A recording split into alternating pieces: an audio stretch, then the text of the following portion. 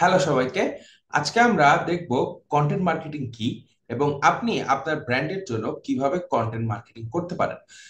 Content marketing বা content marketing কি, এটা নিয়ে অনেকেরই কিন্তু আগ্রহ আছে এবং বর্তমানে কন্টেন্ট মার্কেটিং একটা বাজওয়ার্ডের মতো। আপনি যদি ডিজিটাল মার্কেটিং করে থাকেন বা আপনি যদি ডিজিটাল মার্কেটিং এ কাজ করেন, তাহলে আপনি দেখবেন যে অনেকেই বলছে কন্টেন্ট মার্কেটিং এর কথা। সো কিভাবে আপনারা এই কন্টেন্ট মার্কেটিংটা করতে পারেন, কন্টেন্ট মার্কেটিংটা আসলেই কি, তো চলুন জেনে নেওয়া যাক। সো প্রথমে আমরা যে বিষয়টা জানবো সেটা হচ্ছে what is content marketing. Okay, so content marketing is a strategic marketing approach focused on creating and distributing valuable, relevant, and consistent content to attract and retain a clearly defined audience and ultimately to drive profitable customer action. আমরা যদি এটাকে একটু ভেঙে বলি, content মার্কেটিংটা হচ্ছে একটা marketing approach. তাহলে দেখেন যে অনেকেই কিন্তু চিন্তা করে থাকে যে আমরা ফেসবুকে অ্যাড দিব, গুগলে অ্যাড দিব এবং সেখান থেকে আমাদের সেল হবে, এন্ড দ্যাটস ওকে। এটা কিন্তু আপনার ঠিক আছে, বাট কন্টেন্ট মার্কেটিংটা কি? কন্টেন্ট মার্কেটিংটা হচ্ছে আপনার একটা স্ট্র্যাটেজিক অ্যাপ্রোচ, যেটা হয়তো বা আপনাকে ইনিশিয়ালি সেলস এনে দিবে না, বাট এটা কি করবে?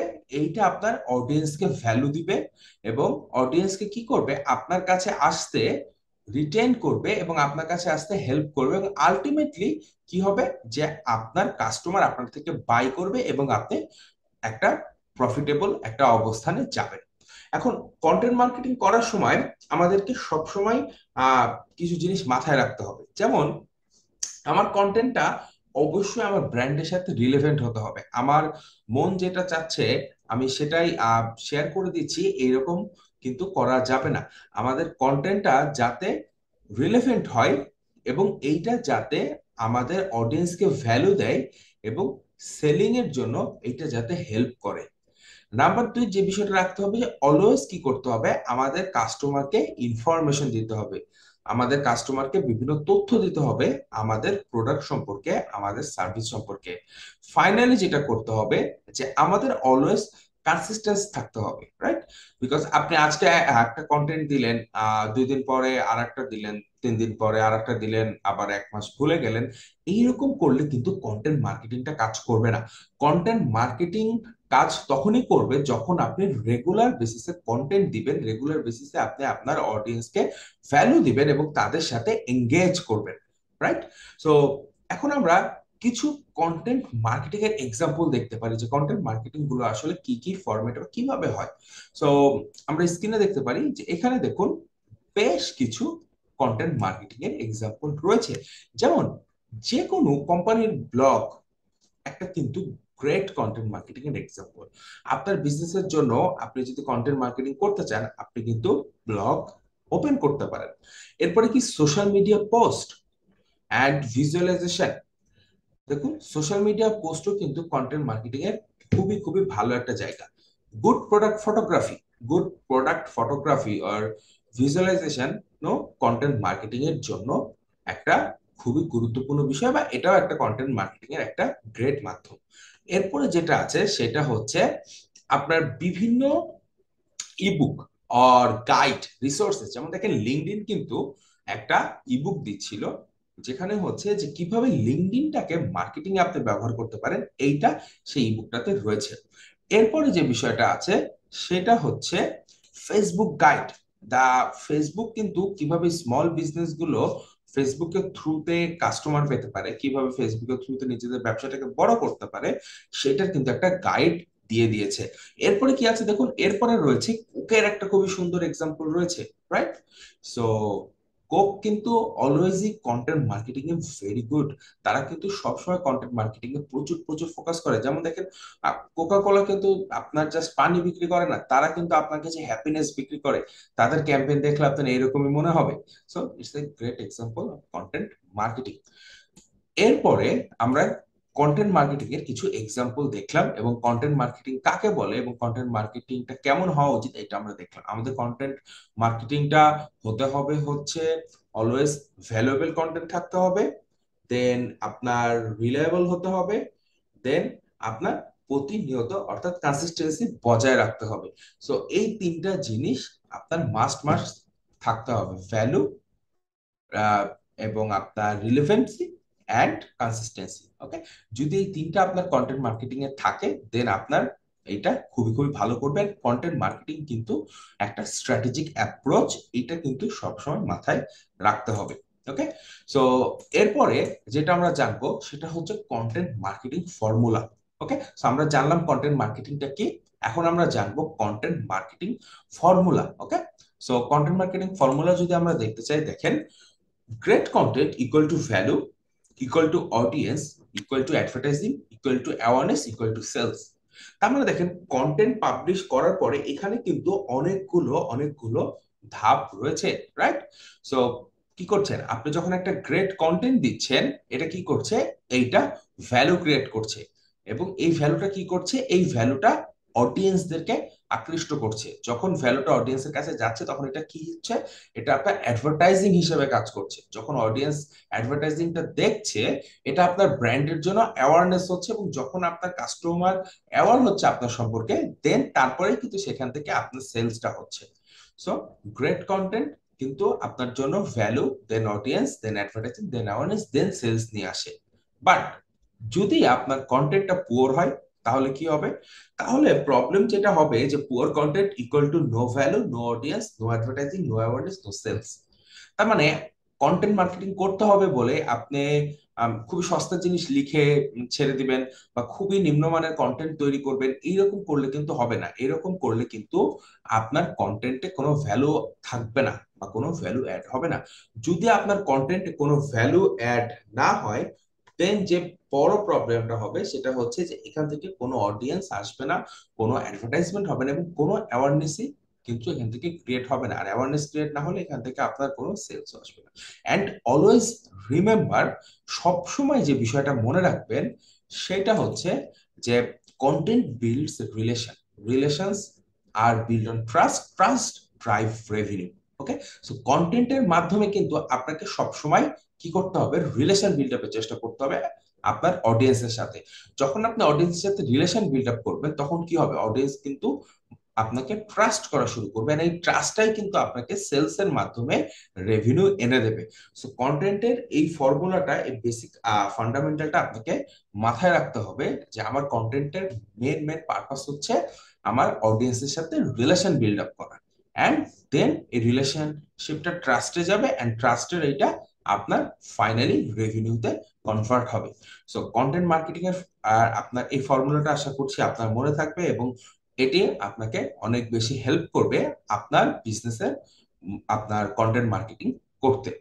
কন্টেন্ট মার্কেটিং ফর্মুলার পরে এরপরে আমরা যে বিষয়টা জানবো সেটা হচ্ছে four fundamentals of content marketing. Okay, content marketing এর ফান্ডামেন্টালটা আসলে কি, আমরা যদি এটা দেখতে চাই তাহলে দেখুন, কন্টেন্ট মার্কেটিং এর আপনার চারটা ফান্ডামেন্টাল আছে। সেটা হচ্ছে কি, নাম্বার এক হচ্ছে এডুকেট, নাম্বার দুই ইন্সপায়ার, নাম্বার তিন এন্টারটেইন, আর নাম্বার ফোর হচ্ছে কনভেন্স। এখন কনভেন্স থেকে এডুকেট, আমি যদি বলি যে আপনার কন্টেন্টে এই যে চারটা ইনগ্রিডিয়েন্ট, এই চারটা ইনগ্রিডিয়েন্টের যে কোনো একটা থাকতে হবে। ওকে, হ্যাঁ, যদি একের অধিক থাকে খুবই ভালো, যদি চারটা থাকে গ্রেট, কোনো প্রবলেম নেই, বাট মিনিমাম একটা থাকতে হবে।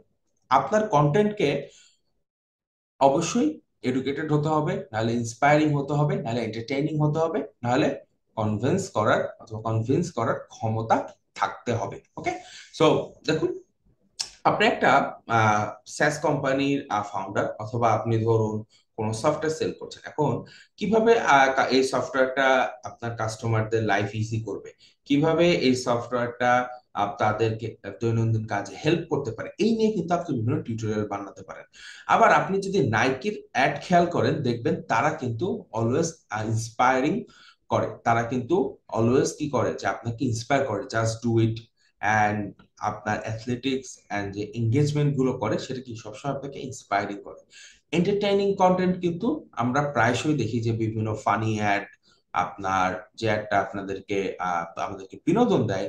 অ্যান্ড কনভেন্স দেখা যাচ্ছে যে কিছু সফটওয়্যার আছে যেগুলো হয়তো বা আপনার ফিউচারের জন্য হেল্পফুল, ফাইন্যান্সিয়াল রিলেটেড সফটওয়্যার, ওদের ব্লগ গুলো, ওদের কন্টেন্ট গুলো কিন্তু কি করছে, আপনাকে দেখা যাচ্ছে সেভিংস এর প্রতি উদ্বুদ্ধ করছে। ঠিক আছে, আপনাকে ভিতর থেকে একটা দেখা যাচ্ছে আপনার যেটার বিষয়ে আইডিয়া ছিল না সেই বিষয়ে একটা চেতনা দিচ্ছে বা আইডিয়া দিচ্ছে।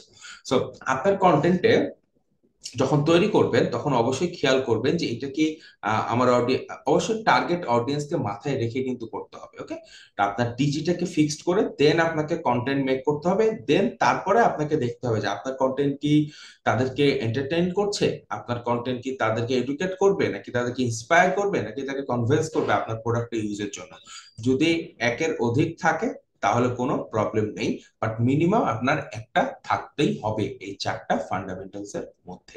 ওকে, এরপরে যে গুরুত্বপূর্ণ বিষয়টা আছে সেটা হচ্ছে different form of content marketing. Okay, content marketing এর কিন্তু অনেকগুলো ফর্মে আছে, আমরা অনেকগুলো ফর্মে করতে পারি, রাইট? সো আমরা এখন যেটা করব যে আমরা 11টা ফর্ম নিয়ে কথা বলবো, যে 11টা ফর্মে আমরা কন্টেন্ট মার্কেটিং করতে পারি। নাম্বার ওয়ান হচ্ছে ব্লগ পোস্ট অর আর্টিকেল। এখন যে কোনো কোম্পানির জন্য ব্লগ পোস্ট কিন্তু একটা খুবই সুন্দর মার্কেটিং এর মাধ্যম। যেমন ম্যাকডোনাল্ডস থেকে শুরু করে আপনার এমনি আমাদের লোকাল ফুড চেইন, তারপরে আপনার রেস্টুরেন্ট, সফটওয়্যার কোম্পানি, সবাই কিন্তু ব্লগ মার্কেটিং করতে পারে এবং অনেকেই কিন্তু করে। ওকে, দেন এরপরে আছে হচ্ছে white papers, ebook and reports. যেসব আপনার এডটেক কোম্পানি রয়েছে তারা প্রচুর আপনার ইবুক দেয়, গাইড দেয়। ওকে, বিভিন্ন আপনার ট্রাভেল কোম্পানি আছে তারা গাইড দেয়, এবং যেগুলো ফাইন্যান্সিয়াল কোম্পানি আছে তারা রিপোর্ট, হোয়াইট পেপার, এই জিনিসগুলো দেয়। পডকাস্ট পডকাস্ট খুবই জনপ্রিয় এখন বর্তমান সময়, এবং যদি আপনার বিজনেসের সাথে রিলেভেন্ট হয় তাহলে আপনি কিন্তু ইজিলি পডকাস্ট করতে পারেন। দেন ইমেল, নিউজ লেটার, অ্যান্ড আপনার লিডদেরকে নার্চার করার যে সিস্টেম সেটা যদি আপনার থাকে খুবই ভালো হয়। অ্যান্ড ভিডিও, ভিডিও আপনার ইউটিউবের মাধ্যমে কিন্তু এখন অনেক কোম্পানি এটা করছে। আপনার আশেপাশে দেখবেন যে তারা ফেসবুক, ইউটিউবে ভিডিও বানাচ্ছে। ওকে, অ্যান্ড সেটা থ্রুতে হচ্ছে তারা তাদের অডিয়েন্সের সাথে এঙ্গেজ হচ্ছে।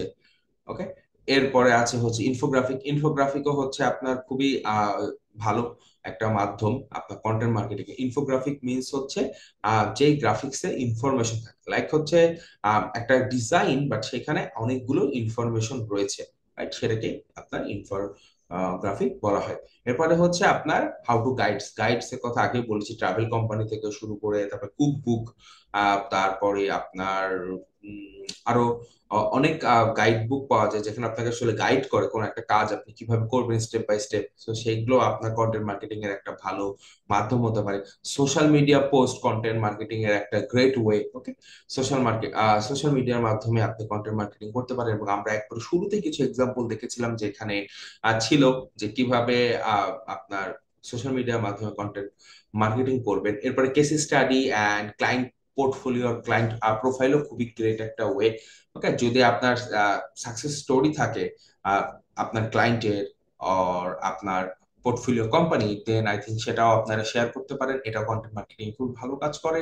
দেন লাস্টে ওয়েবিনার। ওয়েবিনার যেগুলো আপনার কনসালটেন্সি বা এডটেক কোম্পানি রয়েছে বা ই লার্নিং রয়েছে তাদের ক্ষেত্রে ওয়েবিনারটা খুবই খুবই ভালো কাজে দেয়। ওকে, সো এই ছিল টোটাল 11টা টাইপ অফ আপনার কন্টেন্ট মার্কেটিং এর ফরম্যাট। এর মধ্যে থেকে আপনার হয়তো বা 11টাই করতে হবে না, আপনার কোম্পানির ক্ষেত্রে আপনি একটা বা সর্বোচ্চ দুইটা ইউজ করতে পারেন।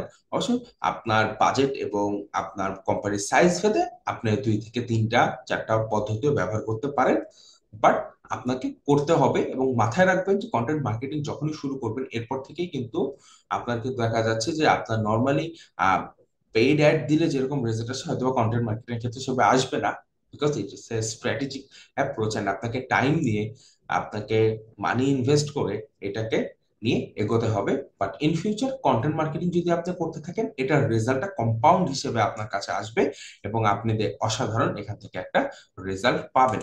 সো আশা করছি আপনারা আজকের এই ভিডিওটার মাধ্যমে খুবই স্পষ্টভাবে বুঝতে পেরেছেন যে কন্টেন্ট মার্কেটিং কি, কন্টেন্ট মার্কেটিং কিভাবে কাজ করে, এবং আপনার বিজনেসের জন্য আপনি কিভাবে কন্টেন্ট মার্কেটিং করতে পারেন।